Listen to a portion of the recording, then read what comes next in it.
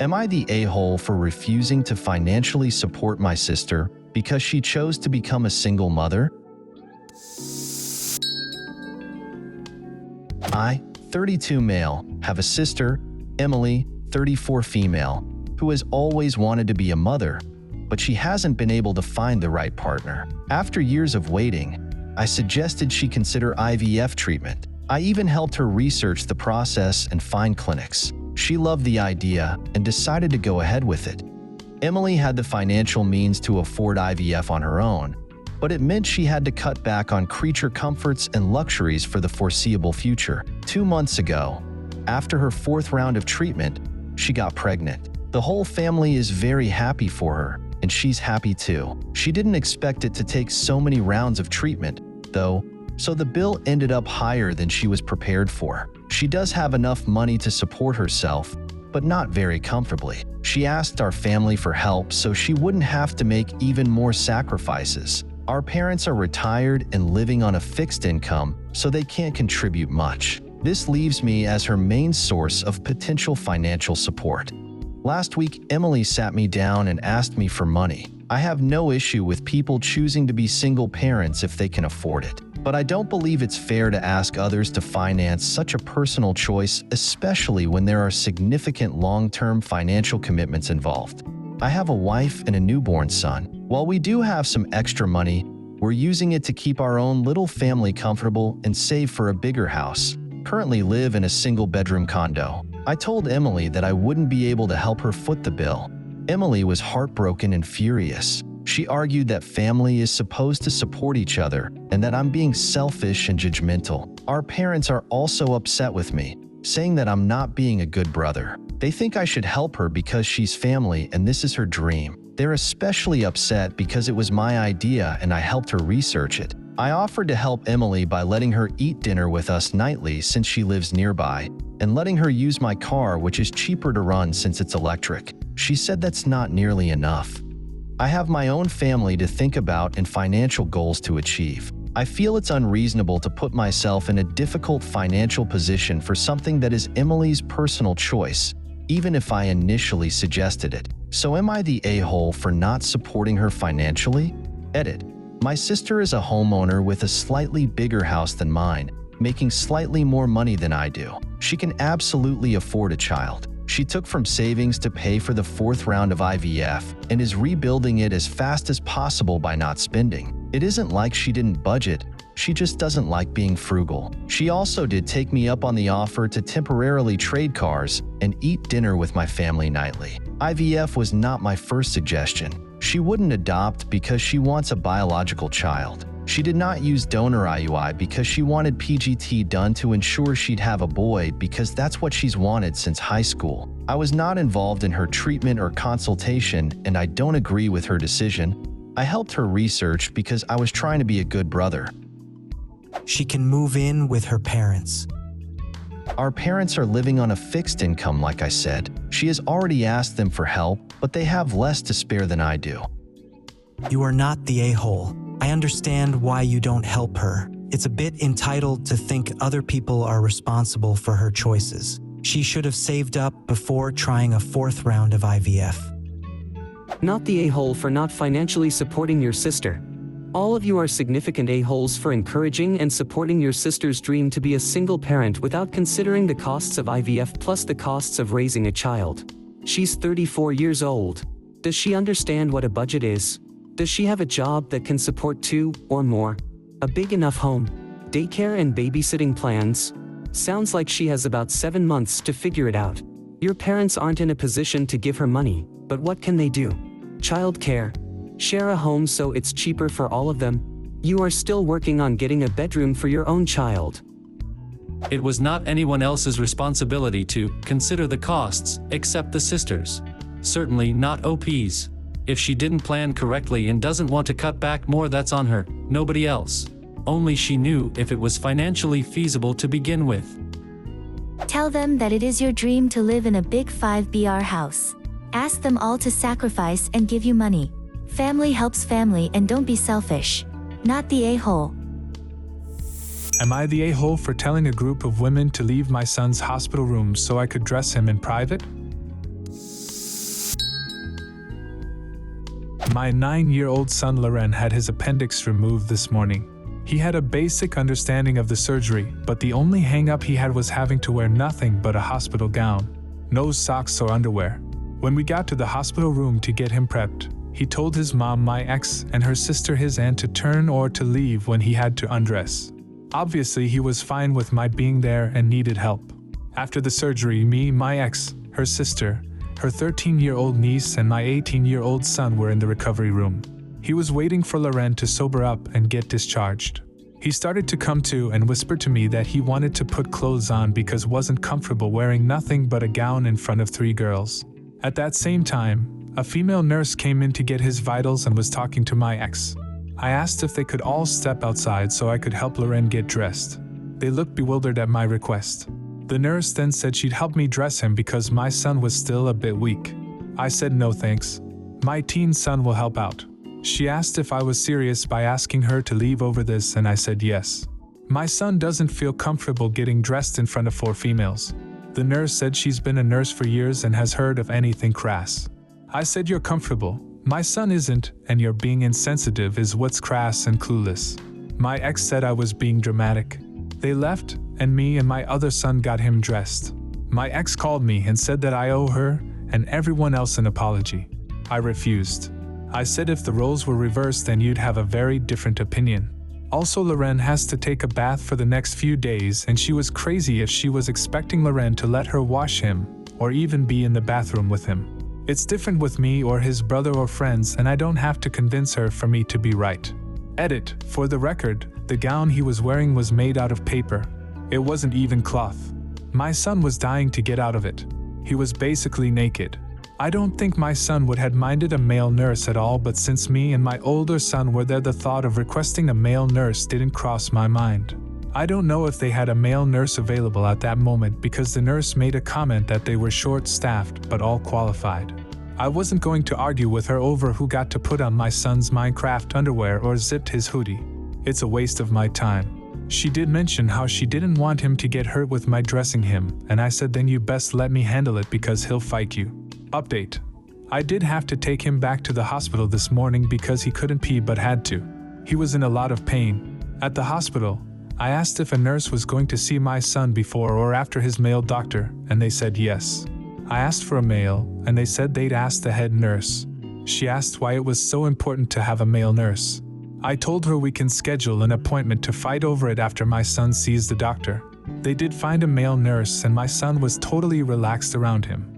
The male nurse said a lot of female nurses take it personal when patients ask for a male nurse, and it's always been that way. Fortunately, my son didn't need a catheter and is fine. Not the a-hole. Children, too, have the right to respect for their modesty from an early age. What's more, 9 is an age when children definitely don't feel like changing in front of a bunch of spectators. This nurse was very unprofessional. As a healthcare professional, she had to be made aware of the need to respect patients' modesty. This child was not alone, you were there to help him, so her presence was not necessary. Thank goodness you were there to be your son's voice. I really don't understand the reaction of those in the room. If I'd been there, I'd have been uncomfortable violating the privacy of a 9-year-old child and I'd have immediately left. Your request was perfectly reasonable and your son's privacy is very important. Continue to protect him.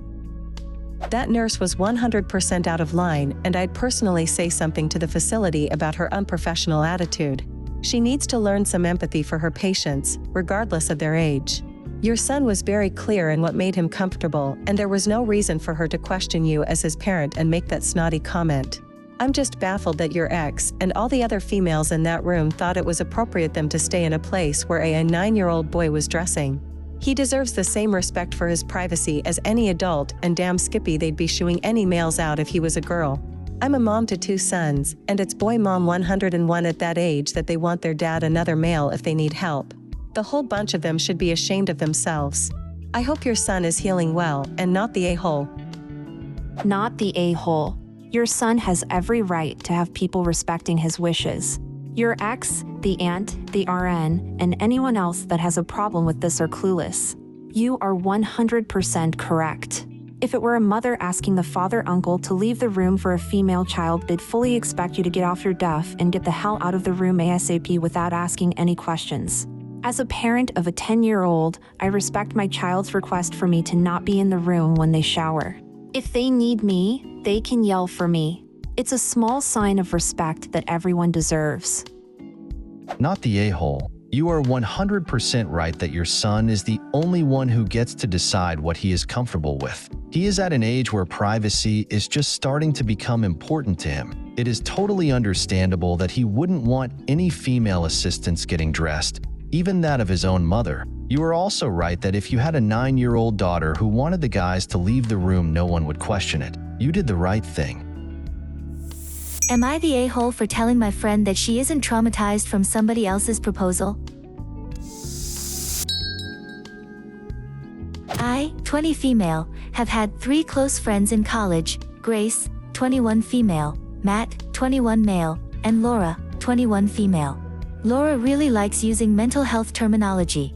She explores a lot of labels from those therapist influencers online. She was told that she has an anxiety disorder and depression, but that's the only diagnosis she's been given so far. Recently, she's been exploring autism and ADHD. Matt wanted to propose to Grace. They've been dating for a while. He's been planning the proposal for a couple of weeks, and while the proposal was very intimate between the two of them, I was very involved in scheduling the after-proposal event at a restaurant. The specifics of that are irrelevant to the story, but it was lovely and Grace and Matt seemed really happy. Laura told us that she didn't want to be involved in planning the proposal because it reminded her of her parents' divorce. She said that she might come to the post-engagement party. Well, come the day of the engagement and both Matt and I forget to check in on Laura. I don't think it's Matt's fault at all because he was occupied with far more important things, but I feel a bit guilty about not reminding her. She ended up not coming to the party. The next day she starts posting online some dramatic, for lack of a better word, things about how it was traumatizing to see how little her friends cared about her, and that she'll be updating her followers on her trauma therapy journey. She posts that she's now in a really dark place and she thinks she has PTSD. For context, I'm pretty sensitive to mentions of trauma and PTSD because I was diagnosed with PTSD by a psychologist in my last year of high school after something that happened in my first. I've felt a lot of guilt and shame around this because I spent a lot of time feeling that the thing that happened wasn't bad enough to count.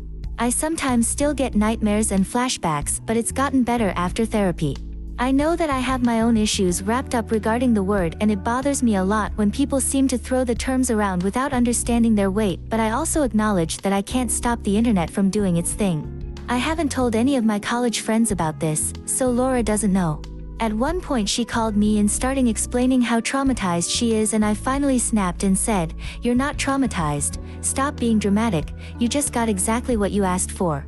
Now I feel guilty because I feel like I was a little harsh, and she's posting online, without my name at least, that one friend that she thought she could rely on to support her is abusive and doesn't understand how being traumatized works. However, I feel like honestly, Laura's being very dramatic about an event that's not about her. I called my mom to see what her opinion is, and she told me that I could have reminded Laura about the party, and while my point is not necessarily wrong, I could have been more sensitive, so now I'm not sure how wrong I am. Not the a-hole. I cannot stand people who throw around psychological terminology with actual meanings to describe just their normal feelings. This person is absolutely creating their own drama and you want no part of it. Thank you. That's kind of how I feel about it. Like all of us will be tired, overwhelmed, whatever, but Laura has anxiety burnout, some fancier term to describe the same thing. I find it manipulative and also very self-aggrandizing. She doesn't get nervous she has an anxiety disorder or whatever she's saying. People who do that without actually going to doctors and getting diagnosed are just trying to justify their behavior and do a tremendous disservice to actual mental health. Why would anyone need to check in on her the day of someone else's proposal? She said she might come to the after party. It's on her to decide if she'll come. OP, this is a friend who is going to require far too much attention when it comes to the little things, making everyone miserable. Do not apologize, keep your distance, and re-examine what kind of friendship you want. If OP had called to remind her, she'd probably have screamed that she only said she might go to the party, and how dare OP harass her about coming, and now she definitely wouldn't. She told you she didn't want to be involved but then was traumatized because she wasn't involved. It's gonna get a lot worse with this nut before it gets better. Time for some distance. Am I the a-hole for telling her to stop spending $45 on burgers weekly? My male 42 sister-in-law, 33, recently started selling burgers on Saturdays. She works a 9-5 Monday through Friday office job with a good salary, but she recently discovered she is pregnant with her ex's baby. He is no longer in the picture, so she is selling burgers for extra income. Now, every Saturday my wife, 40, buys burgers for our family, 3 kids, 12, 10 and 8. My issue is that my sister-in-law sells every burger for $9. So 5 burgers is $45. The burgers are tasty, don't get me wrong, but she is using my mother-in-law recipe, that my wife also knows, so I don't see why we should spend $45 weekly on burgers when my wife can make identical ones at home and we would spend less money on ingredients. To be clear, technically we can afford sister-in-law's burger comfortably, I just don't see why we should when there are cheaper options. I try to talk about it with my wife and she said she mostly buys because she wants to support her sister. I told her it's not our job to support her sister, besides as I said the burgers are tasty and every weekend they are sold out in a couple of hours, so I don't think losing our 5 burgers would put a dent in her business. Yesterday I told my wife again we shouldn't buy burgers, and she asked me why I cared if she was buying them from her money, not our money. We have each an account, and one joint account.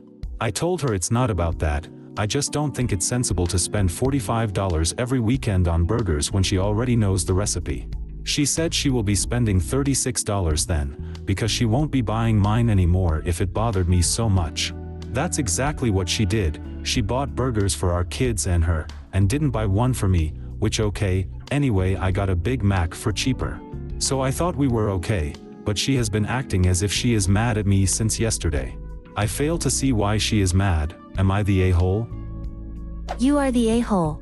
I was going to say not the a-hole until I got to the part where you say that you guys have separate accounts and a joint account, and she is buying the burgers from her own money. We aren't buying the burgers. She is. From her separate money. Does she micromanage how you spend your money? What if she instead just gave her sister $45 a week from her own money, in exchange for no burgers? What business is that of yours? Call me a dick, but even if it's a joint account, the fact that OP said they can comfortably afford them and that they have no pre-existing beef with the sister-in-law, then just buy them, man. It's a sweet thing to do. Wife doesn't need to cook or clean up and you can help out sister-in-law without it seeming like charity, like damn. You are the a-hole. I'm a pretty okay cook. I make something we call fa-pottle. It's just as good, spouse says better, but I don't know about that, as Chipotle. It's generally cheaper too.